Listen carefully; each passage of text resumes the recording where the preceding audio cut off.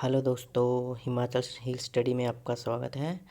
तो आज हम डिस्कस करने वाले हैं 484 पोस्ट कोड क्लर्क का, जो कि हुआ था 10/5/2017 को। तो ये एग्ज़ाम जो हुआ था वो ओल्ड पैटर्न पे बेस है।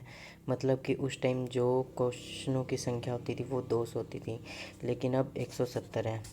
तो उस हिसाब से अब हिस्ट्री के क्वेश्चन कम आते हैं, क्योंकि इस पेपर में आप देखोगे कि कम से कम 25 क्वेश्चन के करीब करीब आए हैं, लेकिन अब इतने नहीं आते हैं। वो क्वेश्चनों की संख्या से हिसाब से आते हैं। तो आपका ज़्यादा टाइम ना ख़राब करते हुए हम शुरू करते हैं, और वीडियो को अंत तक देखना। उसमें आज आपके लिए एक सूचना है। आज क्या मतलब, मैं बिगनर हूँ, अभी खुद की मैंने शुरू किया है पढ़ाना। बाकी ये जो मेरे वीडियोज़ है वो बिगनर्स के लिए हैं, और मैं लास्ट में बताऊंगा कि क्या कुछ खास मैं करने वाला हूँ इस चैनल के थ्रू। तो शुरू करते हैं कि सोहन कल्चर किसका दूसरा नाम है। तो आपको लग सकता है कि ये प्रश्न है जो वो ज्योग्राफी का है या साइंस का है, लेकिन ऐसा नहीं है। ये प्रश्न जो है ये हिस्ट्री का ही है। जो हम सिंधु घाटी सभ्यता पढ़ते हैं, उससे पहले जो हम प्रागैतिहासिक काल पढ़ते हैं उसमें से भी एक क्वेश्चन ज़रूर आता है। और हम शुरू कर देते हैं, मतलब जो प्राचीन भारत पढ़ना शुरू कर देते हैं वो प्राचीन सिंधु घाटी सभ्यता से कर देते हैं। लेकिन हमें ऐसा नहीं करना है, हमें उससे पहले का जो टॉपिक है उसके भी मेन प्रश्न देख के जाने हैं एग्ज़ाम के लिए। तो शुरू करते हैं कि सोहन कल्चर किसका दूसरा नाम है। तो इसका जो सही आंसर है वो आंसर रहेगा डी, पोलियोलिथिक कल्चर। देखिए, मैं आपको ऑप्शन नहीं बोलूँगा क्योंकि इसमें आपका टाइम बहुत ज़्यादा ख़राब होगा, तो इसलिए मैं सीधा आंसर बोलूँगा। ऑप्शन आप देख भी सकते हो, ठीक है। तो अगला क्वेश्चन जो हमारा आता है वो आता है कि हड़प्पा काल में निम्नलिखित में से कौन सा सर्वाधिक चित्रित प्राणी था। कि मतलब चित्रित प्राणी था कि जिसका उल्लेख भी काफ़ी बार हुआ है, और वहाँ पे जो भी बना होता था, गुफाएं वगैरह जो भी है, उसमें भी किस प्राणी का सबसे ज़्यादा चित्रण हुआ है। तो वो है, तो सॉरी, तो वो है एक श्रृंगी पशु का। तो एक श्रृंगी पशु का चित्रण सबसे ज़्यादा हुआ है, और वहाँ के सिक्कों पे भी शायद इस चीज़ की इसकी एक श्रृंगी पशु की आकृति मिली है।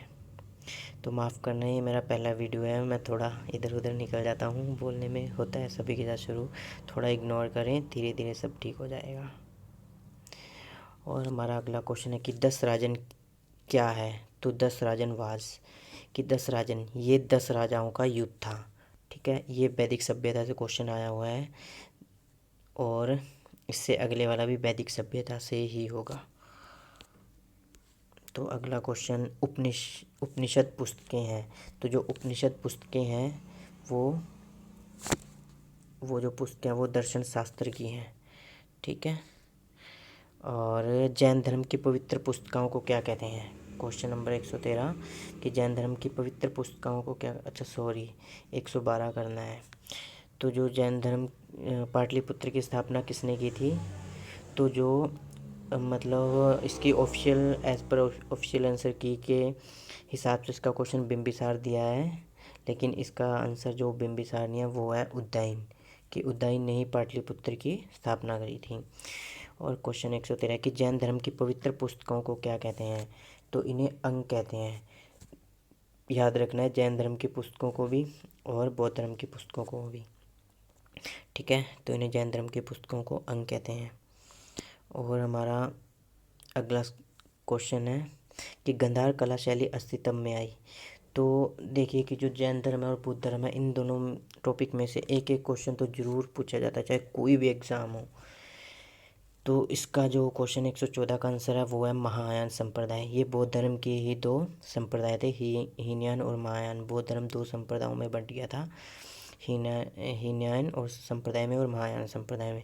तो 114 का आंसर डी है, महायान, ठीक है। तो अगला क्वेश्चन है, चंद्रगुप्त मौर्य ने अपने अंतिम वर्ष दक्षिण भारत के किस स्थान पे गुजारे।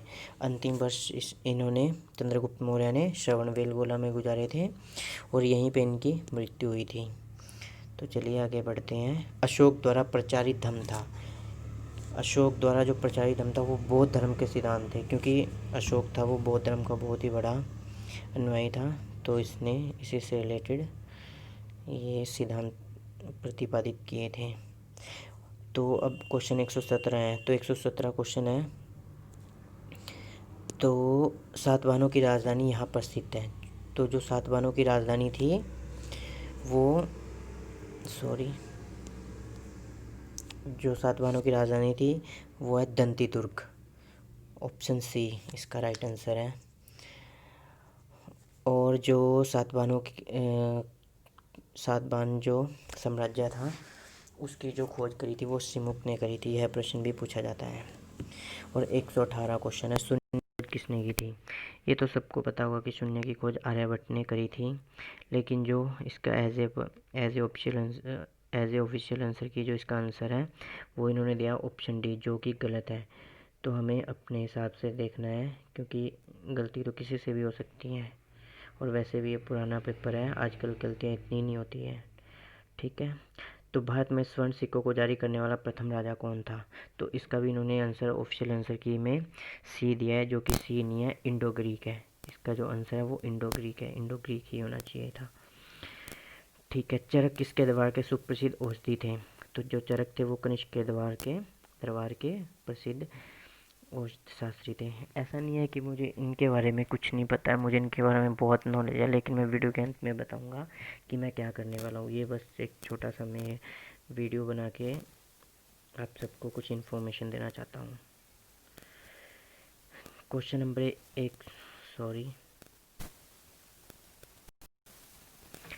तो गुप्त काल का प्रयुक्त राजसी चिन्ह था। जो गुप्त काल का जो चिन्ह था वो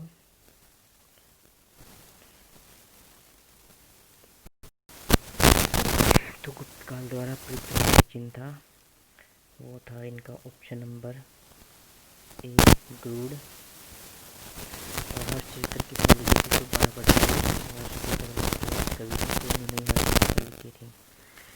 और क्वेश्चन नंबर 123 है कि कौन से देश में अंगकोरवाट मंदिर परिसर है।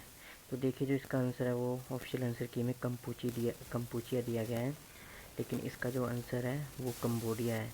तो इसका जो आंसर है वो इनमें से कोई नहीं होना चाहिए था, लेकिन उन्होंने कंपूचिया दिया है। अगर कंबोडिया का नाम कंपूचिया था पहले तो उस हिसाब से तो इसका आंसर ए सही है, लेकिन मुझे नहीं लगता कि इसका नाम कंपूचिया था, तो इस हिसाब से इनमें से कोई नहीं आना चाहिए और कंबोडिया इसका राइट आंसर है। ठीक है। अब देखो खजुराहो मंदिर किसने बनाए थे। जो चंदेल शासक थे उन्होंने खजुराहो मंदिर का निर्माण किया था।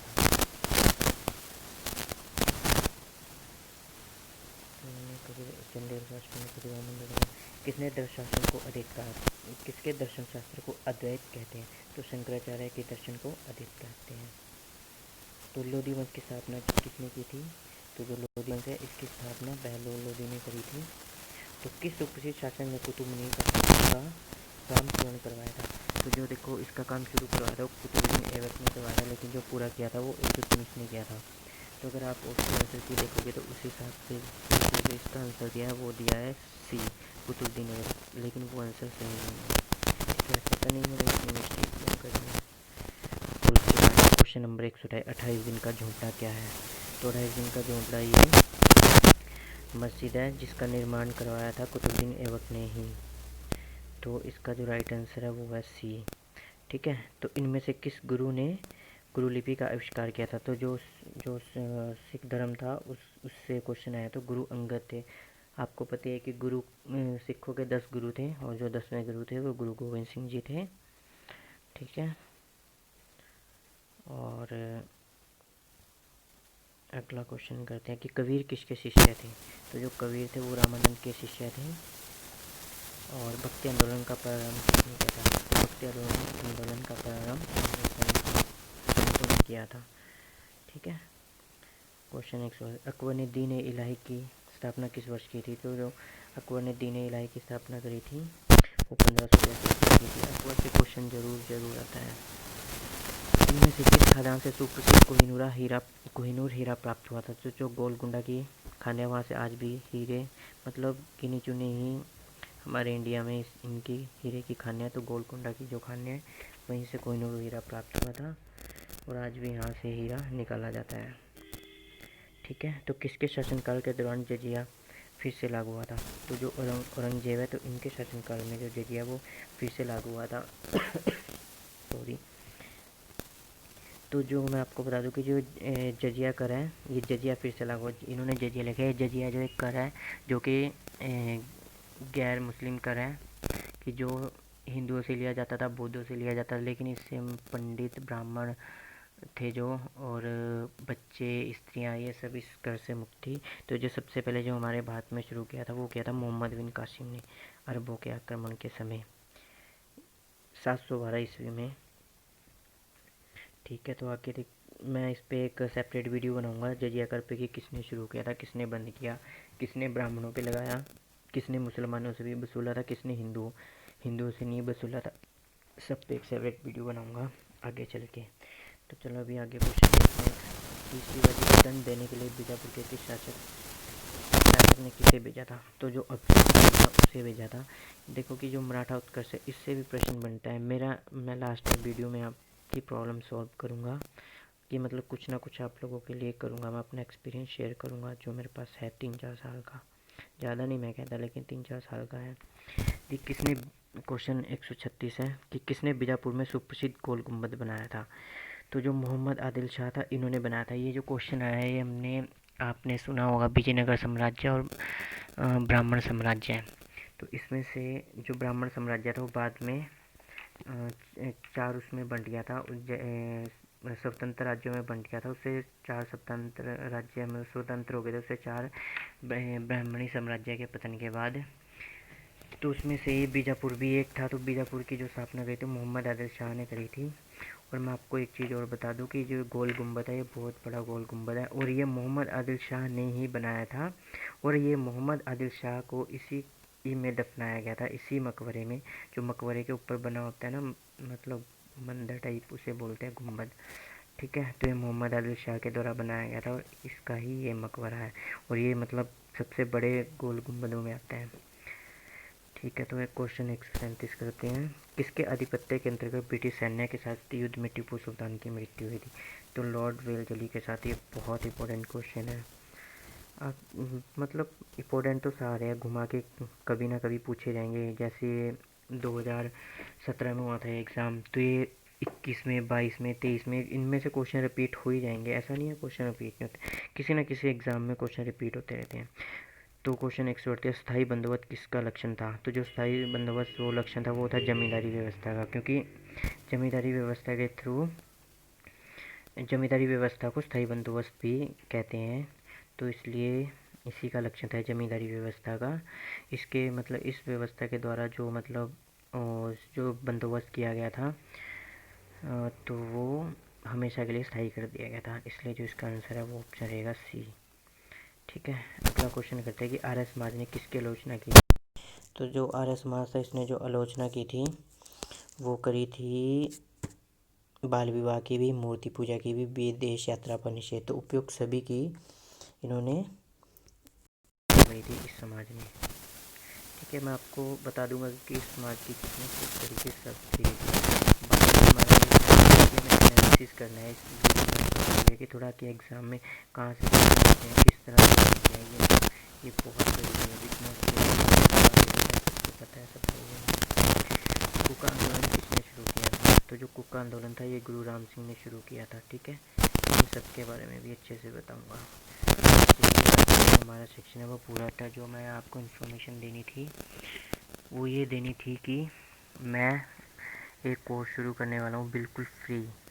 कि मैं ये नहीं कहता हूँ कि मैं सभी सिलेबस मतलब सभी सब्जेक्ट मतलब कवर करवाऊँगा, लेकिन मैं कुछ सिलेबस 3, मैं ज़्यादा तो नहीं बोलता कि मैं 3 सिलेबस में ज़रूर कवर करवाऊँगा। और मैं इतना मतलब दावे के साथ बोल सकता हूँ कि मैं उन 3 सिलेबस में से मेरा कराया हुआ 80% आएगा ही आएगा।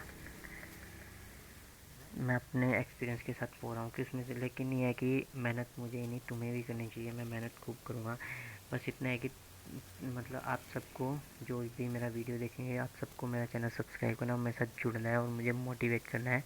और जो भी मतलब ये प्रॉब्लम आ रही है मेरी फर्स्ट वीडियो में, मैं धीरे धीरे सब ठीक कर दूँगा। तो ठीक है, ओके भाई, मिलते हैं बहुत जल्द अगले वीडियो में। मैं इतना भी बोल रहा हूँ कि मैं एक दिन में 4-4 5-5 वीडियो भी डाल दिया करूँगा। हमें 18 अक्टूबर से पहले पहले अपना मतलब पूरी तैयारी करनी है, क्योंकि पोस्ट ज़्यादा है। इस वजह से कि अगर हम थोड़े कम नंबर भी लेंगे तो हमारा चांसेस रहेगा उसमें पढ़ने का। ठीक है, ओके बाय।